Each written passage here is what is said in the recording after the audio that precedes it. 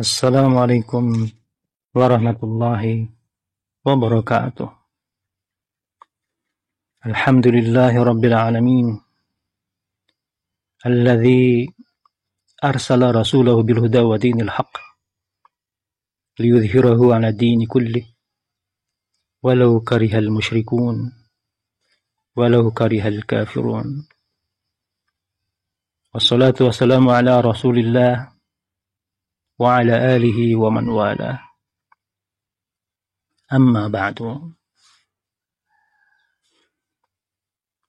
Para pengamat dunia Islam dan juga para penuntut ilmu yang Allah muliakan. Masih banyak orang yang menyamakan antara aktivitas pembebasan kaum muslim atas negeri-negeri lain di masa lalu dengan praktek penjajahan. Mereka menganggap bahwa aktivitas futuhat membuka dan membebaskan negeri-negeri lain di masa lampau oleh kaum muslim sama dengan penjajahan, sama dengan kolonialisme dan imperialisme. Padahal antara penjajahan, antara kolonialisme, imperialisme dengan futuhat atau pembebasan negeri-negeri lain oleh negara Islam di masa lampau itu sangat berbeda. Terutama dilihat dari aspek motivasi, pelaksanaannya, maupun perlakuan terhadap penduduk setempat. Pembebasan wilayah Syam, Irak, Mesir yang terjadi di masa Khulafaur Rasyidin itu berbeda dengan pendudukan atau penjajahan yang pernah dilakukan Inggris misalnya atas India dan Pakistan atau Bangladesh atau atas semenanjung Malaya. Pembebasan atau futuhat kawasan Andalusia, daerah yang mencakup Portugal dan Spanyol sekarang ini, oleh pasukan Islam yang dulu dipimpin oleh Tariq bin Ziyad, tidak bisa disamakan dengan pencaplokan Uni Soviet atas kawasan Asia Tengah yang meliputi negara-negara seperti Kazakhstan, Uzbekistan, Turkmenistan, Kyrgyzstan, Tajikistan saat itu. Juga dicaploknya oleh Uni Soviet wilayah Kaukasus seperti daerah Chechnya, Dagestan, Ingushetia, Georgia, Armenia, Azerbaijan. Tentu saja juga berbeda dengan pembebasan atau futuhat negeri-negeri Balkan. Negeri-negeri Yunani, Makedonia, Bosnia, Herzegovina, Slovenia, Kroasia, Yugoslavia, Bulgaria. Pada masa negara khilafah Turki Utsmani itu beda dengan penjajahan Amerika atas Afghanistan dan Irak beberapa tahun yang lalu. Kita bisa melihat perbedaan itu dari beberapa aspek. Yang pertama, adanya perbedaan motivasi. Kita bisa perhatikan bagaimana motivasi negara Islam menjalin hubungannya dengan negara-negara lain yang berujung pada pembebasan wilayah Persia. Kita bisa ambil contoh kisah yang menarik yang memperlihatkan bagaimana motivasi negara Islam, bagaimana motivasi penguasa muslim untuk bisa membuka dan kemudian menggabungkan wilayah Persia dengan kekuasaan Islam.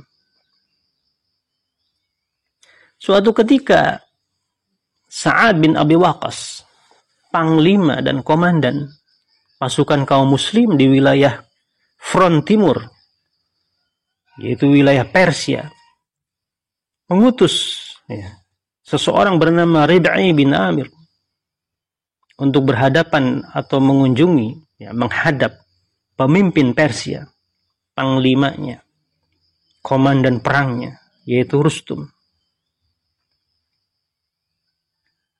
Maka dia bertanya kepada Rib'i bin Amir, apa yang membuat kalian datang kemari?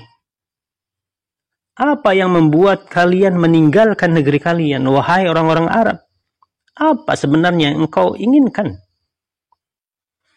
Maka Rib'i bin Amir menjawab, kami datang bukan karena keinginan kami, tetapi kami diutus oleh Allah Subhanahu wa Ta'ala. Dialah yang telah mengutus seorang Rasul di antara kami. Dan oleh karena itulah kami datang kepadamu dengan membawa risalah ini. Kami diutus ke seluruh penjuru dunia untuk membebaskan manusia dari penyembahan manusia kepada manusia, menuju penyembahan manusia kepada Allah dan hanya kepada Allah. Kami diutus ke seluruh penjuru dunia agar penindasan atas manusia berubah menjadi keadilan Islam. Dan kami diutus agar umat manusia di seluruh dunia tidak lagi berpandangan dan terbelenggu cakrawala sempit dalam memandang hidup, dengan cara membebaskan mereka menuju cakrawala yang lebih luas, yaitu hari akhir. Perhatikanlah penggalan dialog ini, para pengamat dunia Islam dan para penuntut ilmu yang Allah muliakan. Bagaimana dialog itu menggambarkan motivasi dari futuhat, aktivitas pembebasan negeri-negeri lain oleh kaum muslim di masa lampau. Sekaligus memperlihatkan kepada kita agenda praktis kaum muslim ketika mereka menjalin hubungan dengan negara lain di dunia. Agenda praktis itu yang menunjukkan bagaimana nilai-nilai luhur yang diinginkan kaum muslim ketika mereka hendak melakukan futuhat terhadap wilayah kufur, yaitu membebaskan manusia dari penyembahan manusia terhadap manusia menuju penyembahan manusia kepada Allah, dan bahwa hal itu merupakan tugas yang diperintahkan Allah Subhanahu wa Ta'ala kepada kita. Tidak ada secuil pun motivasi yang berbentuk materi atau dunia. Lalu bandingkan dan perhatikan apa motivasi negara-negara barat yang menjalin hubungan dengan negara-negara lain yang berujung pada penjajahan, kolonialisme, dan imperialisme. Kita bisa menyimak ucapan Raja Belgia waktu itu, Leopold III, abad ke-19, yang saat itu berhasrat sangat ingin menguasai Afrika yang memang kaya raya. Dia berkata, aku tidak ingin melewatkan kesempatan untuk mendapatkan sepotong kue dari negeri Afrika yang luar biasa ini. Itu ucapannya. Atau bagaimana kita menyimak pernyataan Menteri Luar Negeri Inggris pada tahun 1956, Selwyn Lloyd, yang mengirim surat kepada rekan sejawatnya menlu Amerika pada waktu itu, John Foster Dulles, yang sama-sama berambisi menduduki Timur Tengah yang kaya minyak. Di situ tertera tulisan, kita harus mempertahankan kontrol atas minyak ini, apapun resikonya.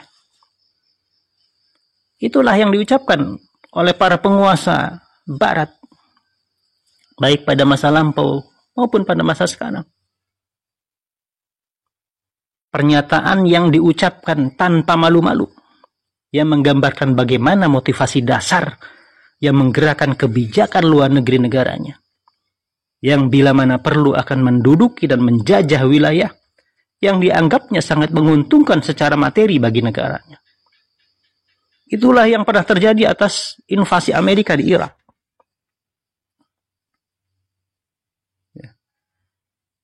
Para pengamat dunia Islam dan juga para penuntut ilmu yang Allah muliakan, aspek kedua yang kita bisa lihat adalah perlakuan terhadap penduduk setempat, yang berbeda antara perlakuan negara Islam terhadap penduduk setempat yang dibuka dan dikuasai oleh Islam dengan negara-negara kolonialis imperialis yang berhasil menguasai dan menjajah wilayah-wilayah negara lain. Perkataan Rib'i bin Amir yang tadi kita kutip menggambarkan bagaimana perlakuan negara Islam terhadap penduduk setempat. Ada ucapannya, kami diutus ke seluruh penjuru dunia agar penindasan atas manusia berubah menjadi keadilan Islam. Itu kutipan dari pernyataan Rabi' bin Amir kepada Rustum. Ya. Artinya, negara Islam memperlakukan siapapun yang ada dalam wilayahnya secara sama, berlandaskan pada syariat Islam. Dan dengan diberlakukannya syariat Islam di seluruh wilayah negara, maka seluruh rakyat baik muslim maupun orang-orang kafir ahlu zimmah akan dapat merasakan keadilan Islam. Perlakuan para penguasa muslim saat itu terhadap rakyatnya merupakan praktek real bagaimana sistem Islam bekerja secara efektif. Pada masa Khalifah Abu Bakar Siddiq radhiyallahu anhu, pembebasan negeri-negeri kufur yang dilakukan oleh pasukan muslim terus berlanjut. Sejak dimulainya oleh kepala negara sebelumnya, yaitu Rasulullah SAW. Dan salah satu panglimanya Khalid bin Walid. Ketika itu diriwayatkan bahwa beliau Khalid bin Walid ini panglima untuk front di daerah barat. Front yang diarahkan pada wilayah Syam. Membuka wilayah Syam. Diriwayatkan bahwa di wilayah Hirah, ini sebuah kota yang ada di wilayah Syam, yang belum lama dikuasai oleh kaum muslim. Ada sekelompok orang tua dan cacat.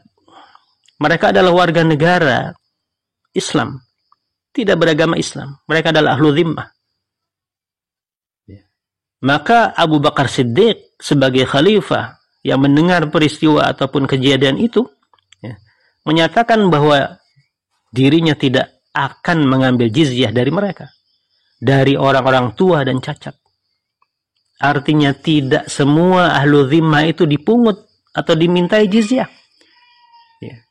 Orang-orang tua, orang-orang cacat, bayi, perempuan, para rahib atau pendeta, dibebaskan. Tidak membayar jizyah. Yang mengeluarkan jizyah hanya orang-orang yang mampu dari kalangan lelaki. Sementara orang-orang yang tidak sanggup dibebaskan. Bahkan negara akan mencukupi segala kebutuhannya dari uang yang berasal dari Baitul Mal.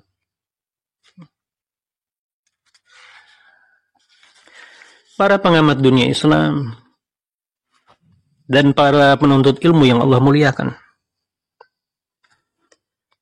ada peristiwa menarik lainnya di mana pada masa khalifah yang kedua Umar bin Khattab radhiyallahu anhu, beliau pernah melihat seorang lelaki tua dari ahlu zimmah tengah meminta-minta di gerbang kota Yasrib atau kota Madinah. Umar bertanya kepadanya, apa yang mendorongmu melakukan hal ini? Lelaki tua itu menjawab, untuk membayar jizyah. Karena usia tua dan tuntutan kebutuhan hidup. Maka Umar berkata kepadanya, sungguh, kami telah berbuat aniaya kepadamu. Karena kami telah memungut jizyah pada masa mudamu, namun kemudian mengabaikanmu ketika engkau telah tua. Lalu Umar menyuruhnya untuk menghadap bendahara Baitul Mal dan memerintahkan untuk menghentikan pungutan jizyah kepadanya, serta mencukupi kebutuhannya dari dana yang ada di Baitul Mal. Begitulah perlakuan Islam terhadap rakyat warga negara Islam dari kalangan non-muslim, ahlu zimmah, yang tidak berpunya, dan bagaimana cara Islam memperlakukan warga negara non-muslim. Keadilan, perlindungan, dan pembebasan terhadap berbagai kaum dari ketertindasan yang mereka alami sebelumnya menunjukkan bahwa futuhat yang dilakukan kaum muslim sama sekali tidak dimaksudkan untuk menumpahkan darah dan nyawa mereka atau untuk menjarah harta benda mereka. Yang membuat para khalifah, para penguasa muslim dulu berbuat baik kepada warga negaranya bukan semata-mata karena kepribadian mereka yang mulia, tapi karena mereka mentaati Allah Subhanahu wa Ta'ala dan menjalankan hukum Allah Subhanahu wa Ta'ala. Tidak lebih dan tidak kurang, itu saja. Jadi hukum syariat pula yang telah membuat Umar bin Khattab dulu menghukum dan mencambuk putra gubernur Mesir Amr bin As karena kesalahannya telah menghukum dan menindas seorang Kristen Koptik yang mengadu kepada Khalifah Umar. Ini adalah gambaran bagaimana keadilan penguasa Muslim dahulu yang telah menerapkan Islam ke seluruh rakyatnya. Di hadapan hukum sama, mau anak gubernur, mau warga negara Muslim ataupun warga negara dari kalangan non-Muslim, selama mereka warga negara Islam, diperlakukan sama secara hukum. Para pengamat dunia Islam dan para penuntut ilmu yang Allah muliakan, diriwayatkan oleh At-Tabrani bahwa Khalifah Umar bin Khattab selalu menanyakan keadaan ahlu zimmah kepada setiap delegasi dari berbagai wilayah yang biasanya datang menemui beliau. Amirul Mukminin selalu mencari tahu apakah ada orang Islam yang melakukan perbuatan yang bisa melukai perasaan mereka, kaum ahlu zimmah. Suatu kali beliau meminta para delegasi untuk menceritakan perlakuan kaum muslim kepada ahlu zimmah di negeri mereka. Maka delegasi tersebut menjawab, kami tidak mengetahui selain bahwa kaum muslim telah memperlakukan kami secara adil dan selayaknya dengan memenuhi janji mereka. Ini pernyataan ahlu zimmah. Pada masa pemerintahan Khalifah Umar bin Abdul Aziz di masa Bani Umayyah, beliau pernah memberangkatkan seorang utusan yang bernama Yahya bin Sa'ad ke wilayah Afrika untuk membagi-bagikan zakat yang dikelola oleh negara Islam kepada kaum yang memang berhak, para mustahik. Tidak lama kemudian dia kembali menghadap Umar bin Abdul Aziz. Yahya bin Sa'ad ini melaporkan bahwa dia tidak membagikan zakat. Sehingga Umar bin Abdul Aziz menanyakan apa alasannya. Yahya bin Sa'ad menjawab bahwa dirinya tidak menemukan seorang pun fakir miskin yang berhak menerima zakat. Ini sesuatu yang luar biasa karena 100 tahun setelah hijrahnya Rasulullah SAW, di masa pemerintahan Umar bin Abdul Aziz, tidak dijumpai kemiskinan, kefakiran di wilayah Afrika. Karena itu perlu dipertanyakan, mengapa negeri-negeri Afrika sekarang ini, di abad modern sekarang ini, bukan 14 atau 13 abad yang lampau, merasakan penderitaan yang luar biasa di bawah kebijakan luar negeri negara-negara barat yang pernah menjajah Afrika selama puluhan tahun. Sementara tidak ada kemiskinan di Afrika pada masa pemerintahan dan kekuasaan Islam dulu, ketika khilafah Islam di bawah kepemimpinan Khalifah Umar bin Abdul Aziz, tidak menjumpai seorang fakir atau seorang miskin pun yang berhak mendapatkan zakat.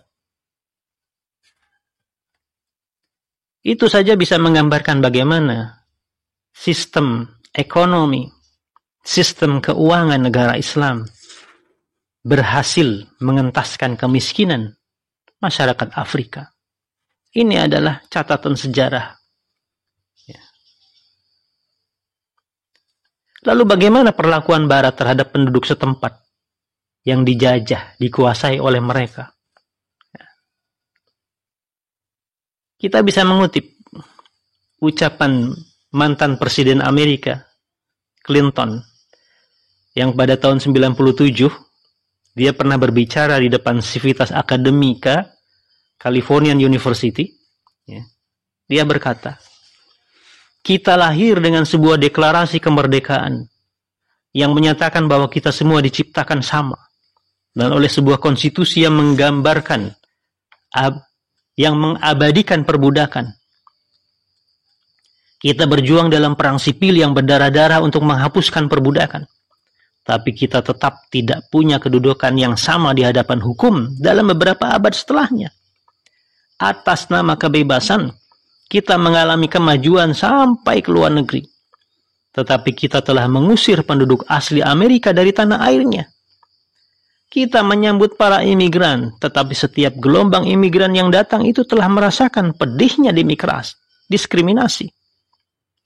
Itu ucapan mantan Presiden Amerika Clinton, yang mengakui bagaimana negaranya tidak bisa bersikap adil terhadap rakyatnya sendiri, dan mengakui bagaimana dampak dari penjajahan yang dilakukan oleh negaranya. Kita bisa lihat lagi misalnya, pada abad ke-16, kerajaan Inggris atau Britania Raya pernah mengeluarkan undang-undang yang melegalkan perompakan di laut sebagai sumber pemasukan negara. Ini kan konyol. Jadi negara barat waktu itu tidak segan-segan untuk menindas dan memperbudak penduduk pribumi yang dijajahnya. Bahkan melegalkan perompakan.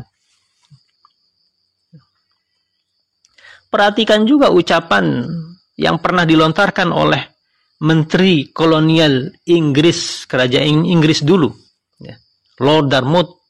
Dia mengatakan, kami tidak akan membiarkan wilayah-wilayah koloni merintangi atau menghalang-halangi sebuah aktivitas perdagangan yang bermanfaat bagi bangsa Inggris. Atau perhatikanlah ucapan sejarawan dan ahli sosiologi yang terkenal, William Du Bois. Dalam bukunya Reconstruction in Africa, dia pernah mengatakan, apakah benar sebuah peradaban itu dianggap terbelakang hanya karena perbedaannya dengan peradaban lain? Selain kanibalisme, katanya, yang di negeri ini dapat dipersamakan, paling tidak dengan pembunuhan, maka sebenarnya tidak ada kejahatan atau keburukan di dalam adat istiadat orang-orang Afrika asli yang dapat menandingi kerusakan yang ditimpakan orang-orang barat kepada mereka. Kebiasaan mabuk, penyakit yang mengerikan, dan berbagai perbuatan amoral, semuanya merupakan hal-hal yang berasal dari peradaban Eropa. Itu pernyataan William Du Bois. Jadi pendudukan, penjajahan, kolonialisme, atau apapun nama yang dilakukan oleh negara-negara barat imperialis, terutama pada masa dulu, telah berujung pada penderitaan dan penindasan terhadap manusia.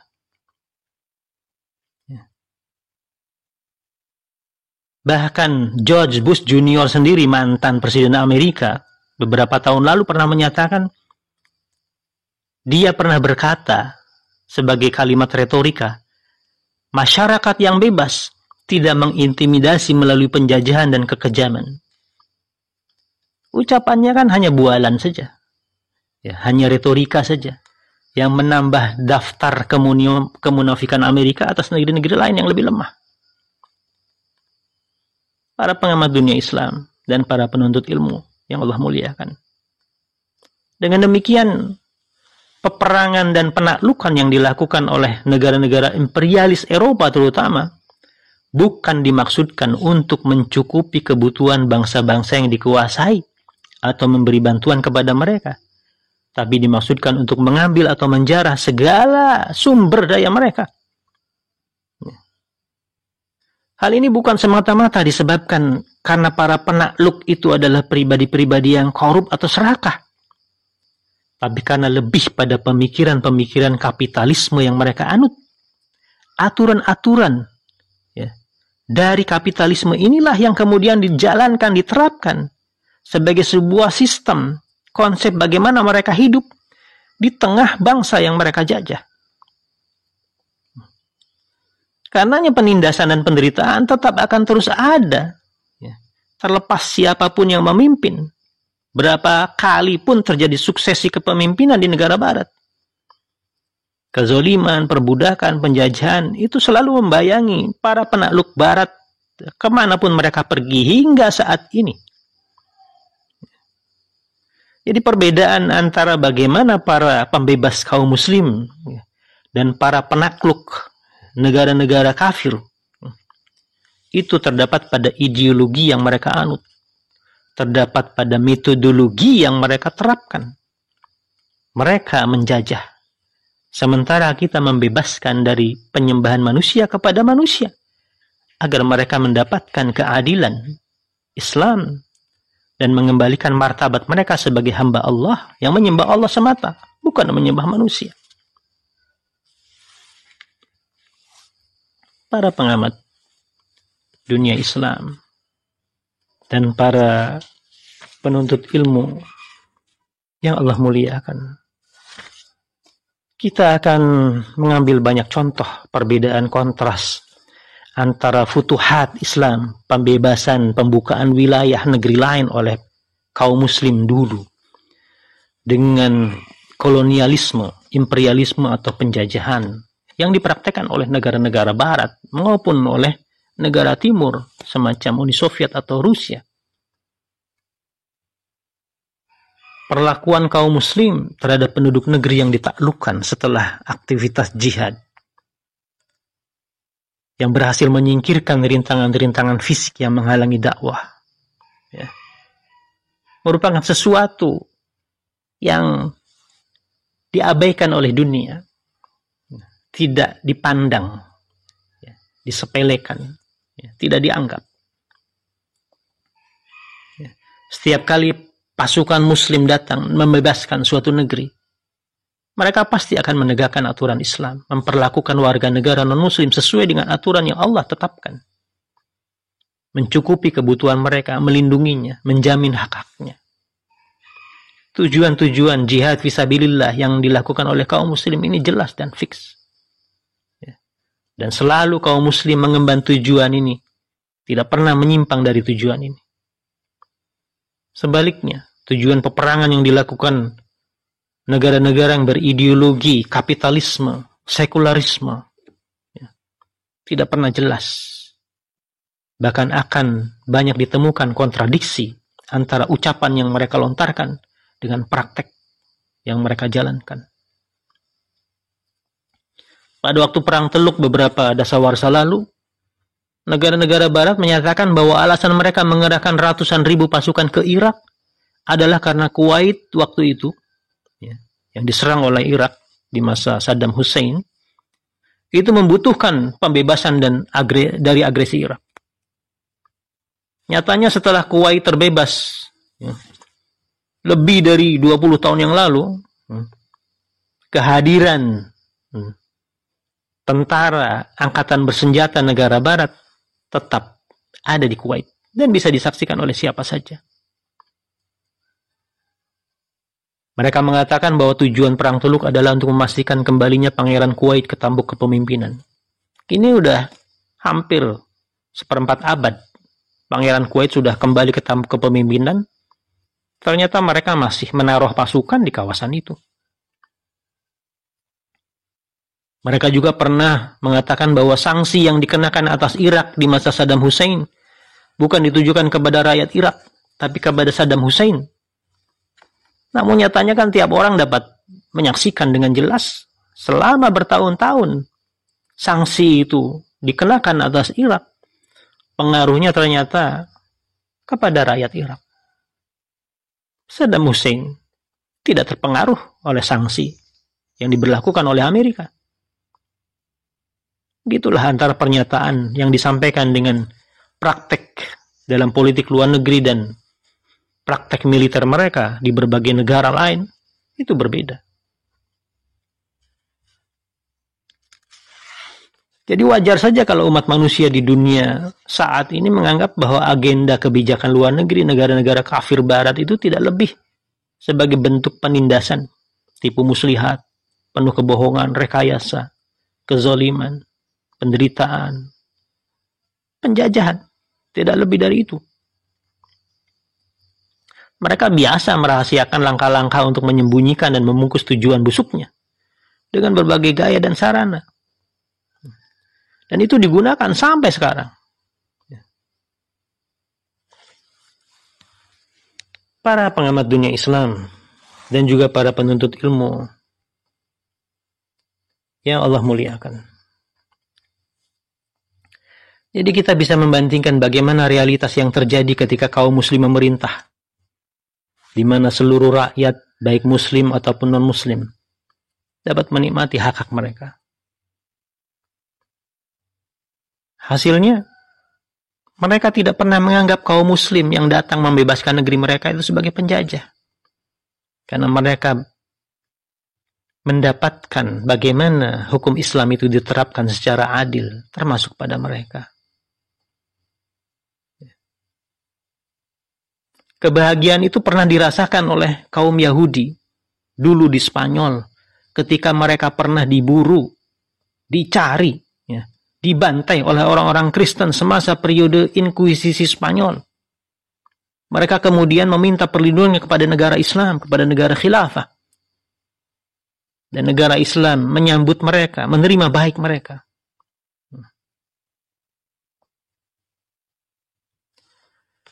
Itu adalah kenyataan sejarah yang tidak bisa dipungkiri.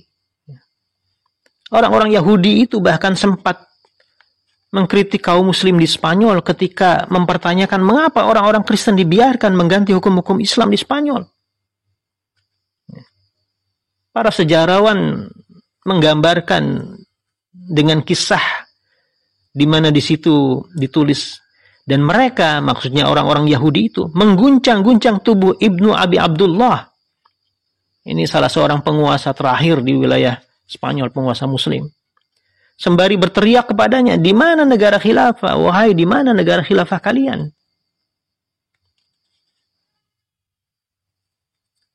Oleh karena itu, orang-orang Yahudi bahkan hingga saat ini menganggap bahwa masa-masa kehidupan mereka di bawah naungan hukum Islam di Spanyol dulu, itu sebagai masa keemasan mereka. Sama halnya dengan rakyat India dulu di masa kekuasaan Islam memerintah di India. Baik muslim maupun non-muslim rakyatnya, ya, menganggap bahwa masa keemasan di India adalah masa ketika Islam berkuasa di India. Bukan pada masa sekarang, di mana Islam disingkirkan.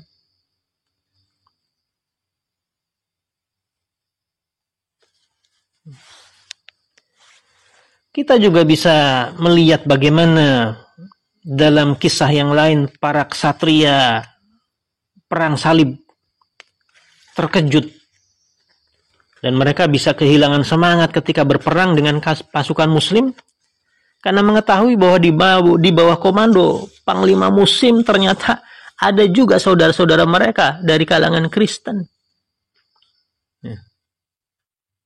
Ketika pasukan salib itu menyerukan kesamaan agama mereka, orang-orang Kristen dari belahan timur tersebut menjawab bahwa kaum muslim telah melindungi mereka selama berabad-abad dan mereka tidak ingin melihat hukum Islam sirna.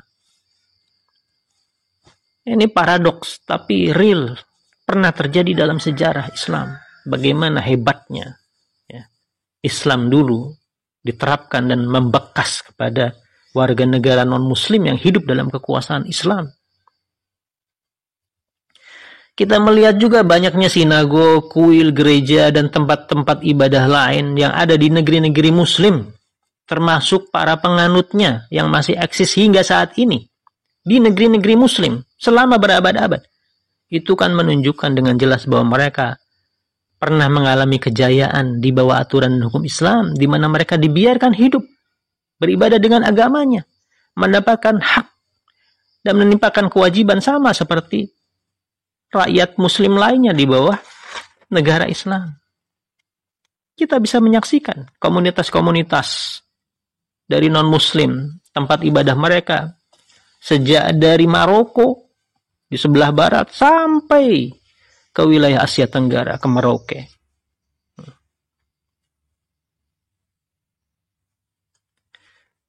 Kita juga bisa menyaksikan bagaimana Islam ketika tersebar hingga Turki, penduduknya menganut agama dan kepercayaan selain Islam waktu itu.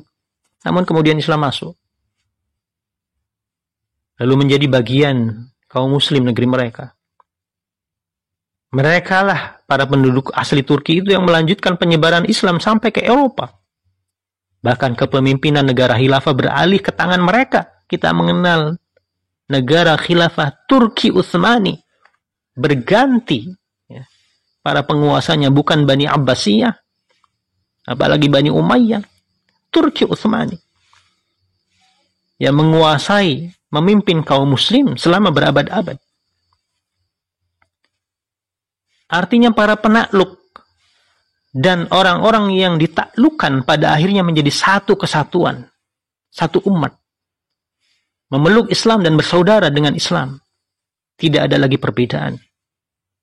Ini bukti bahwa rahmat Allah Subhanahu wa taala di mana ada satu umat yang di dalamnya ada kelompok yang ditaklukkan, bukan hanya mengabdikan hidupnya untuk menyebarluaskan agama para penakluknya, tapi juga mereka bisa memerintah kelompok yang dulu pernah menaklukkannya. Ini gambaran yang tidak ada menyamainya di dunia, tidak ada yang bisa menyamai. Dan belum pernah terjadi dalam sepanjang sejarah kehidupan umat manusia. Di mana ada bangsa yang ditaklukkan oleh Islam dahulu. Bangsa Turki. Lalu mereka memeluk Islam. Ikut menyebarluaskan Islam ke Eropa. Lalu kemudian beralih menjadi penguasa Islam. Yang menguasai orang-orang yang dulunya menaklukkan mereka. Tidak ada fenomena semacam itu dalam sejarah umat manusia. Saat ini bangsa mana yang secara massal ingin berperang, mengabdikan diri, bersedia mati demi kedaulatan Inggris atau penjajah Amerika? Nggak ada. Ya. Jadi supremasi para penjajah, kolonialisme, imperialisme, tetap mempertahankan keunggulan pihak yang menjajah atas pihak yang terjajah. Tidak akan bisa menandingi dan mencapai kehebatan dalam sejarah Islam, di mana bangsa yang ditaklukkan memeluk ideologi dan agama para penakluknya secara sukarela, menyebarluaskannya, dan mereka bisa berkuasa, menguasai orang-orang yang dulu menaklukkan mereka, dan tidak ada diskriminasi ataupun rasa hasud atau dengki sedikit pun dari orang yang dulu menaklukkan mereka.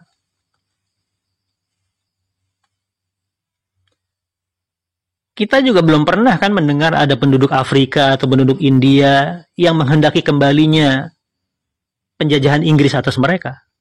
Tidak pernah.